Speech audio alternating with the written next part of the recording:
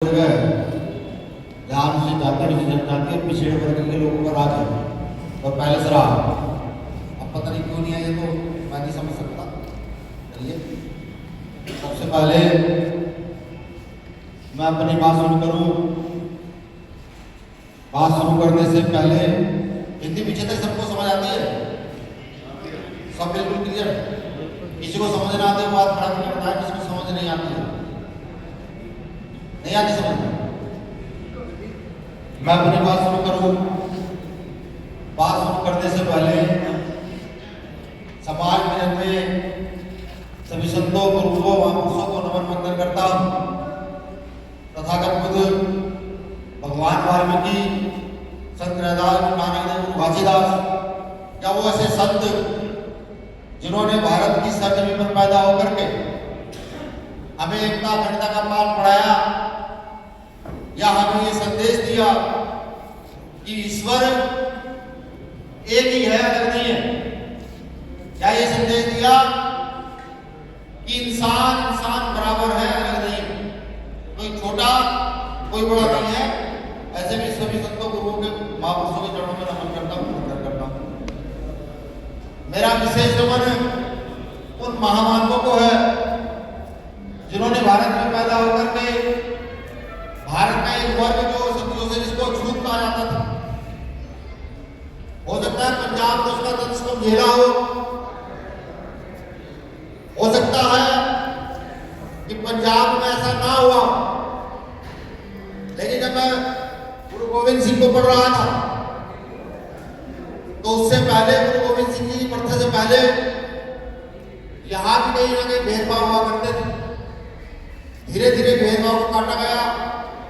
वो तमाम ऐसे महापुरुष जिसमें डॉक्टर अम्बेडकर का नाम अग्रणी रूप में आता है, लेकिन उनसे पहले डॉक्टर बाबा साहब अम्बेडकर के गुरु महात्मा ज्योतिराव फुले, इनके योगदान को भारत कभी काट नहीं सकता। छत्रपति साहू महाराज जिन्होंने सबसे पहले भारत में आरक्षण की व्यवस्था कर यहाँ के शोषित वंचितों को आगे बढ़ाने का काम किया। मैं माफी चाहते हुए अपनी बात को एक बात कहूंगा। सन 2015 से पहले ही हम लोग इस मूवमेंट में काम कर रहे हैं, संजय भाई लोग या हमारे साथी लोग, और बड़ी ईमानदारी से कर रहे हैं, बिना किसी लोभ, बिना किसी लालच के। ना जाने कितनी लाठियां खाई है, कितनी बार जेल में, कुछ नहीं पता मिला। जिस साथी को मेरी बात ना सुननी हो, जिसको ये लगता हो कि नहीं ये आदमी आया है बात करके चला जाएगा, कोई भवन से बाहर चला जाए, कोई परेशानी नहीं। यहाँ 10 लोग बैठे हैं, तो 10 लोग और से बात सुने तो ही मैं यहाँ अपनी बात रख पाऊंगा। क्योंकि मैंने देखा, हालांकि अगर कमर के सामने मैं खड़ा हो जाऊं तो सूर्य को दिखाने के समान है। उनका पूरा जीवन इस आंदोलन में गुजरा। काशीराम साहब के साथ चले हैं बड़ी मजबूती से। 4 बार सरकार बनाई इन्होंने उत्तर प्रदेश में और पूरा मूवमेंट चलाया। तो जब वो बोल रहे थे तो आप सब लोग की बात कर रहे थे, बहुत सारे साथी लग रहे थे। समझिए, अगर हम सीखेंगे नहीं तो सिखाएंगे क्या? समझ रहे हैं? सीखेंगे नहीं, सिखाएंगे क्या? इसी उसमें मुझे गुरु नानक देव जी की एक लाइन जो उन्होंने बड़ी मजबूती से कही, उन्होंने कहा कि किरत करो, नाम लो, बन सको। इसका हिंदी मतलब कि मेहनत करो, उसका नाम लो, बांट कर खाओ। तीनों चीजों को समझिएगा। क्या कहा कि मेहनत करो, ईश्वर का नाम लो, जिसे भी आप किसको मानते हैं, भगवान मानते हैं, अल्लाह मानते हैं, खुदा मानते हैं, जो भी कुछ मानते हैं उसका नाम लो और बांट कर खाओ। हमें काशीराम साहब ने एक नारा बोला, काशीराम साहब ने नारा दिया था कि वोट हमारा, राजकारण नहीं चलेगा, नहीं चलेगा। अब मैं दोनों चीजों को जोड़ता हूं कि बांटकर खाने का मतलब क्या है कि हम सब बराबर हैं। अगर एक रोटी हम लोग बराबर खा रहे हैं तो उसमें एक पूरा सारे भाइयों को देना हमारा फर्ज। यही तो बांटकर खाना होता है या नहीं? लेकिन आप देश में हुआ क्या कि चंद लोग, मुट्ठीभर लोगों ने यहाँ राज किया और यहाँ के गरीबों का, किसानों का जो हिस्सा था, जो उन्हें बांट कर देना चाहिए था, वो नहीं दिया। हम चुप रहे। मैं गुरु रविदास जी मैं पढ़ता हूँ गुरुदास जी कहते हैं कि चाहो ऐसा राज तो मेरे सूरत में छोट पड़े सब सबसे रहता है। ये नारा ये दोहा आ गया, राजनीतिक नारा हो गया। हर मंच पर इसको कहा जाता है, जो कोई आता है वो कहता है कि ऐसा राज होना चाहिए, ऐसा राज होना चाहिए। लेकिन अब हम अपने आप को आत्मसात करेंगे। आत्मसात को तो समझते हो, यानी कि हम खुद को जानने का प्रयास करेंगे, क्या हमने अपने संतों की बातों को भी मानने का प्रयास किया। जब हम सीखना ही नहीं चाहते तो हम अपने संतों गुरुओं की क्या व्यवस्था बनाएंगे बताओ। हम व्यवस्था नहीं बढ़ा सकते। यहाँ गुरु नानक देव जी ने नारा दिया था कि इंसान एक बराबर है। बाबा साहब अम्बेडकर ने संविधान को इस मौलिक अधिकारों को लिख दिया, जहाँ समानता का अधिकार, स्वतंत्रता का अधिकार, धार्मिक अधिकार, शिक्षा का अधिकार। एक लाइन में बाबा साहब अम्बेडकर ने संविधान में लिखकर बता दिया कि भाई हम सब क्या है, बराबर है। लेकिन फिर भी तो बुरा मत मानना मेरी बात को, फिर आप बुरा भी मानो तो मुझे फर्क क्या पड़ने वाला है। मैं यहाँ काम करने के बाद चले जाऊँगा महाराष्ट्र, महाराष्ट्र के बाद चले जाऊँगा पटना, वहाँ काम करते हैं। लेकिन फिर हम सुधरे नहीं। अगर हम सुधर जाते तो आपको क्या लगता है, अगर हम सुधरते देश की व्यवस्था ना बदलती। पंजाब है, नशे का खूब प्रभाव कारोबार है, आपको यहाँ से बड़े पैमाने पर यूपी हरियाणा और उधर बिहार का बड़े पैमाने पर जा रहा है। क्या हम सुधरे? अगर हम ऐसी सरकार यहाँ लाते, ऐसे लोगों को खड़ा करते कि जो आपकी समस्याओं पर काम कर सके, लेकिन हमने सोचा ही नहीं। अब मेरा एक सवाल है, संविधान भाई ये सफेद कुर्ते वाले दोस्त समझाओ यार,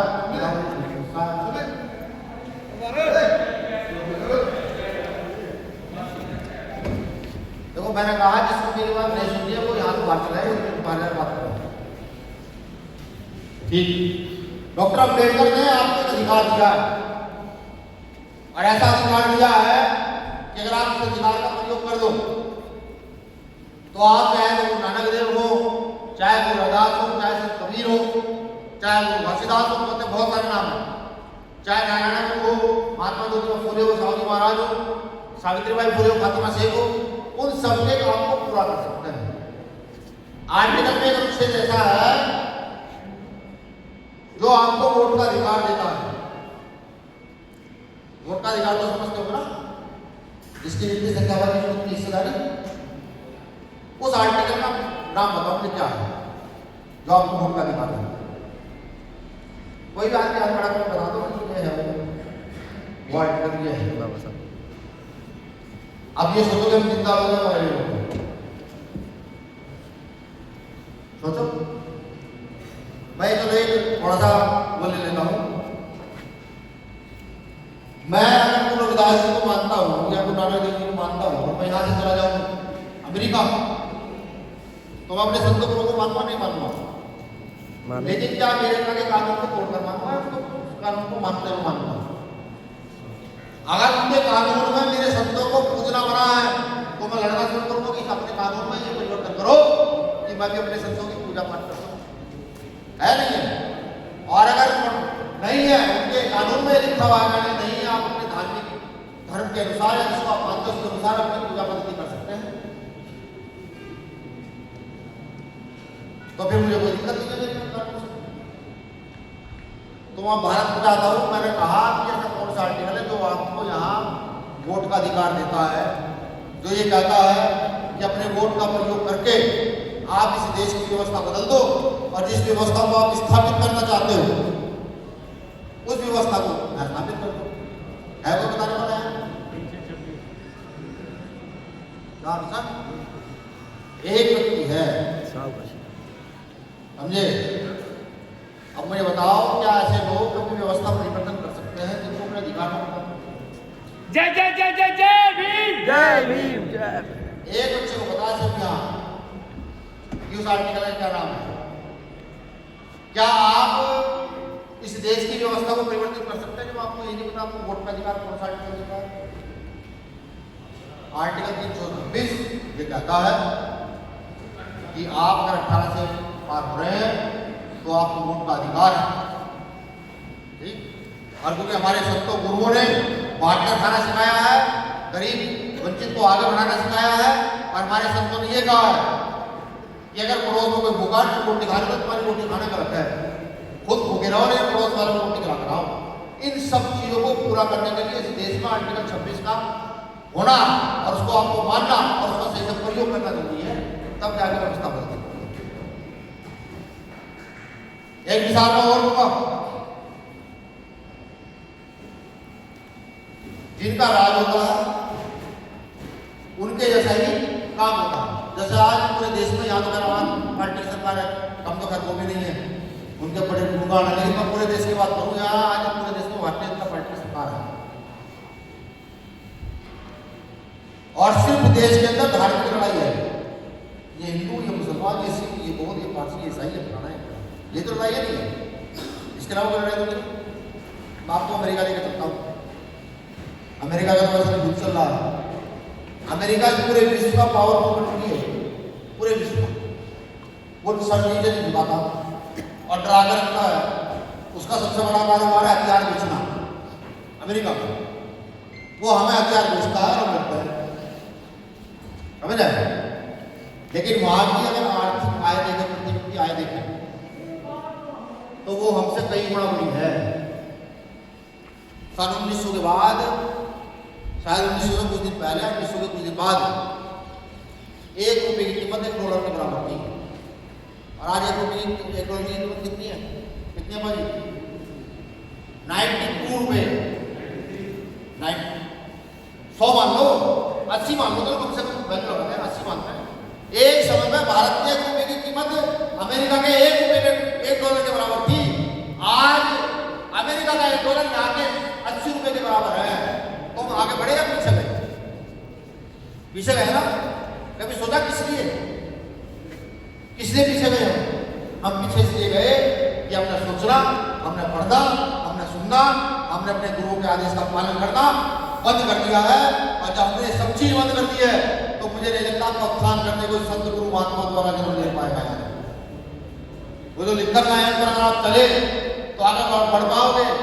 मैं तो शुक्रिया अदा करता हूँ साहब काशीराम साहब का कि वो पैदा हुए और मुझ जैसे व्यक्ति को बोलने का अधिकार दे गए और ये बता गए कि अगर तुम रिक्शा चलाते हो, तुम मजदूरी करते हो, तुम खेती किसानी करते हो, तो तुम भी इस देश के प्रधानमंत्री मुख्यमंत्री बन सकते हो। ये काशीराम साहब ने बता दिया। हालांकि हम लोगों ने कभी सोचा नहीं, समझा नहीं, ऐसी थ्योरी बता गए। अगर मैं संविधान को पढ़ना शुरू करूं, संविधान में जो बराबरी के आर्टिकल है उसको पढ़ना शुरू करूं और अपने संतों को पढ़ूं, तो मुझे ये एहसास होता है कि बाबा साहब अम्बेडकर ने अपने सब संतों को पढ़कर उन सबको एक जगह समावेश करके संविधान में लिख दिया कि ये पकड़ो, जो संतों गुरुओं ने वाणियां दी, जो संदेश दिया, जो दोहे दिए, मैं संविधान में लिखना चाह रहा हूं, उनका पालन करना, तो संत महात्मा सब लोगों का नाम जिंदा है। लेकिन हम निकम्मे लोग हमने तो ध्यान ही नहीं दिया कभी, क्योंकि पंजाब है, रोटी की कमी नहीं है। अगर आप उड़ीसा जाओगे तो आप वहां एक छोटी सी चुन्नी में पूरा शरीर लिपटे महिला को देखोगे, एक छोटी सी चुन्नी में। आप छत्तीसगढ़ झारखंड के चले जाओगे, अगर छत्तीसगढ़ के आदिवासियों के वहां चले जाओगे तो उनको यही नहीं पता बाहर का जीवन क्या होता है, जो जंगल में मिल रहा उसको खाना।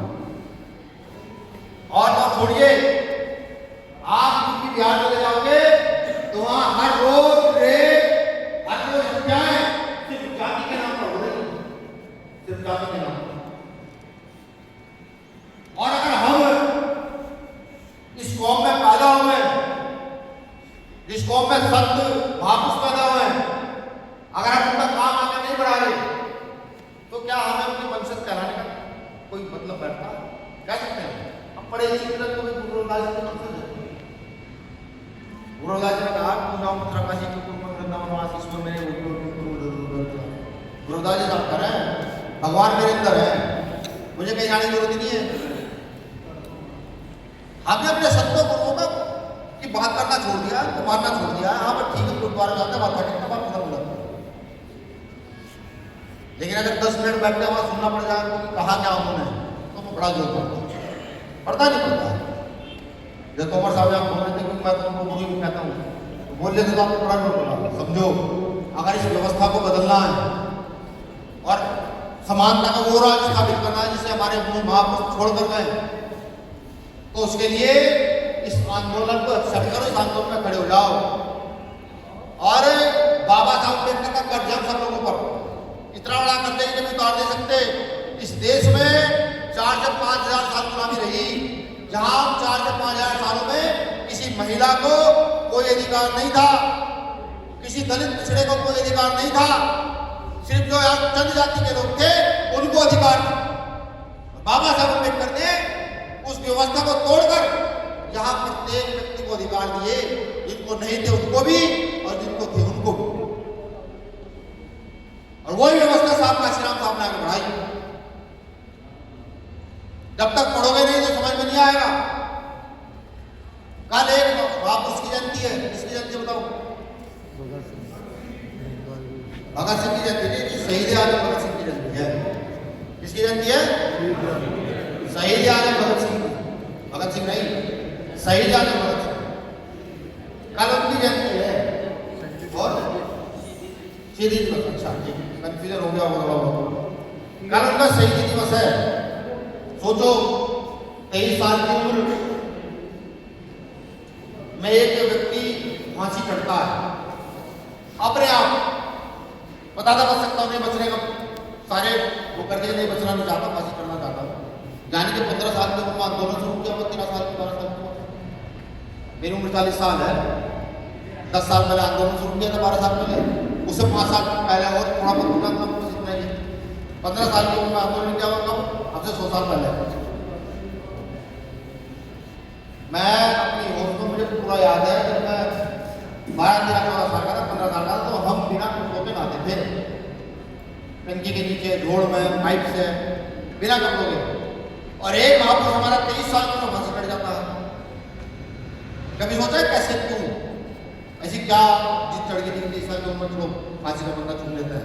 जो शादी की उम्र होती है, जो घूमने की उम्र होती है, जो आनंद लेने की उम्र होती है, उसमें इसलिए पढ़ोगे नहीं तो कुछ पता नहीं लगेगा, बिल्कुल पता नहीं लगेगा। तो पढ़ना शुरू करो। व्यवस्था परिवर्तन करना जरूरी है। व्यवस्था परिवर्तन नहीं करोगे तो आने वाली नस्लें आपको धिक्कारेंगी, कहेगी तुम्हारे पुरखों ने व्यवस्था परिवर्तन के लिए लड़ाई लड़ी, तो तुम कहाँ चले गए? तुम्हें व्यवस्था परिवर्तन करना चाहिए। और व्यवस्था परिवर्तन होगी कैसे? बाबा साहब अम्बेडकर आसान रास्ता देकर गए हैं, वोट का अधिकार, जिसकी जितनी संख्या वाली उसकी इतनी हिस्सेदारी, इस देश का शोषित वंचित वर्ग, इस देश का मजदूर किसान खड़ा हो जाए और इस देश में मजदूरों किसानों की व्यवस्था स्थापित कर दी जाए, व्यवस्था बदल जाएगी, चुटकी में व्यवस्था बदल जाएगी। हम सोचते हैं, हम ये देखते हैं कि हमारे क्षेत्र में कौन नेता पैसे वाला है, कौन नेता खिलाने में ठीक है, वो पड़ेगी आपको 100 रुपए खर्च करके आपके ऊपर, फिर 1 लाख करोड़ रुपए कमाए, वहां से आपको कोई फर्क नहीं पड़ता। समझिए व्यवस्था कहां से बदलेगी? व्यवस्था बदलेगी शासन को बदलने से। व्यवस्था बदलेगी ऐसे लोगों को स्थापित करके जो आपके बीच में काम करते हैं, कितनी बार आपके बीच में रहते हैं। आप ऐसे लोगों की चिंता करें, विधानसभा भेज दो, आपको लगता है विधानसभा बदल जाएगी? जब तक एक बात नहीं समझ आएगी। जब चंद्रशेखर भाई संसद में जाते हैं तो संसद के सारे एमपीओ के दिमाग में ये बात जरूर आती है, यार ये आदमी फिर आ गया, अब पता नहीं किस मजदूर की, गरीब की, किसान की आवाज उठाए गए हैं। जानते हैं अकेले सांसद है जो बेबाक आवाज है वहां मिला पूरे सदन में, और बिना डरे बोलते हैं, बिना डरे। अभी एक रैली थी, एक ने कहा कि हम इनकी साथ की हत्या कर देंगे चंद्रशेखर आजाद। मैं ये सोच रहा था कि पहली बात तो बीमार के लोग पता नहीं जाता उत्तर प्रदेश में, अगर इन्होंने चंद्रशेखर भाई की तरफ उंगली उठा दी इस बार और हमें घंटे गुस्सा आ गया तो एक कितना तहस होगा, समझ रहे हो? हालांकि मेरे पुलिस प्रशासन ने उसे कहीं गुप्त रखा करके, चलो वो टॉपिक भी नहीं है, गुप्त रखा करके अब 5 मिनट के लिए आपके काम की समीक्षा हो जाए, आपका काम क्या है। जलंधर आए क्या? जलंधर से कितने सामने आप बैठने पड़ता है? जलंधर के कितने लोग यहाँ पर बैठे हैं वैसे आप पढ़ते हैं जलंधर से? ठीक है, कर लीजिए। अमृतसर से नीचे कर लिया, अमृतसर ठीक, अम्बाड़ा, अच्छा अम्बाड़ा हरियाणा में, लुधियाना, लुधियाना वाले ठीक, और कौन सा शहर? नवा गांव, नया गांव, नवा शहर, नवा शहर। और बताओ किस जिले का नाम? होशियारपुर, पठानकोट। भाई ये तो मुझे यहाँ से आ रहे पठानकोट के साथ जाएंगे भाई, आप भी ले जाते पठानकोट के साथ। ठीक, हाथ जोड़ो। अच्छा, आप वो प्रधान खड़े हो जाए, जिला प्रधान, जो भीम आर्मी के हैं, आजाद समाज पार्टी के। नहीं, जिला प्रधान नाम है, जिला प्रधान जो भीम आर्मी के हैं, किस जिले के हैं? आजाद समाज पार्टी के हैं प्रधान। आप किस जिले से हैं?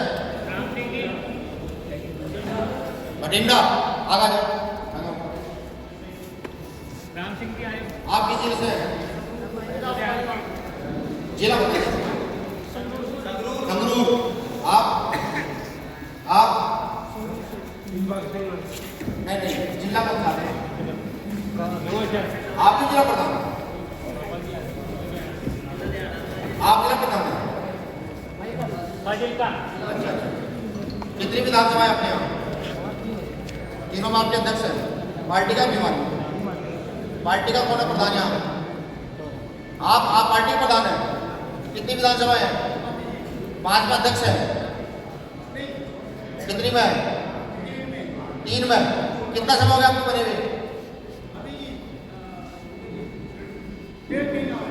किसने बनाया था? कितने दिनों में प्रधान है आपका?